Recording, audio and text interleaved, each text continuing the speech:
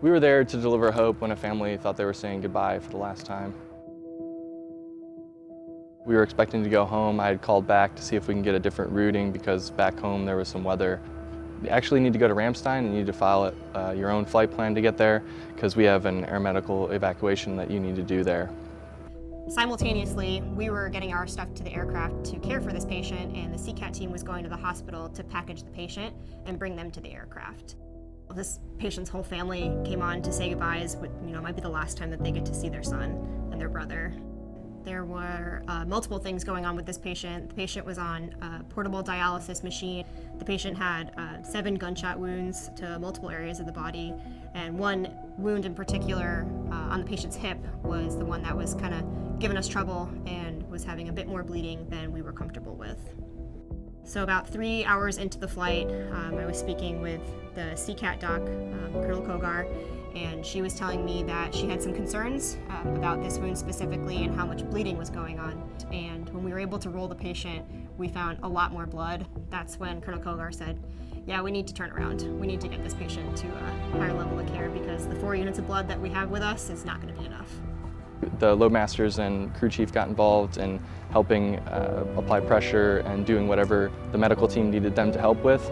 The aircraft commander turned to me, said, you have the aircraft and the radios, coordinate for the divert while I call back home and figure out where we can take him. Part of that diversion is to find a hospital that can take care of this patient. We need to have the appropriate level of care for our patient. Got us turned around, pointed towards Ireland, very non-standard.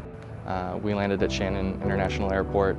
They said the fog had rolled in. It was pretty thick. We had to land Cat 2 ILS to minimums. It's a little bit unnerving when you're in the back with this critical patient and you're trying to stay calm for everyone. So we got the 2 experienced pilots in the seat. They ended up landing the aircraft, one of which had landed in Cat 2 minimums before. And I just remember sitting in the back and someone saying, "Where's the runway?" He picked up the lights right at about minimums, just prior to 100 feet, and we were able to see the runway shortly thereafter, so we continued and landed, rolled out midfield where it was a little clearer. When the ramp opened in the back of the C-17, there were tons of vehicles with lights. We made sure from my team's aspect that the CCAT team and the patient and the family members were appropriately situated and off to the hospital because that's where they needed to be. And then we just kind of did a little bit of a debrief with the front end and made a game plan for the next day. The whole crew thought we'll do whatever, we'll wait as long as we need to get him back. Being the person that is getting our service members back home safely when they need medical care, and also seeing their family and their reaction and the tears, it was definitely motivation to do the best job we can all the time, every day.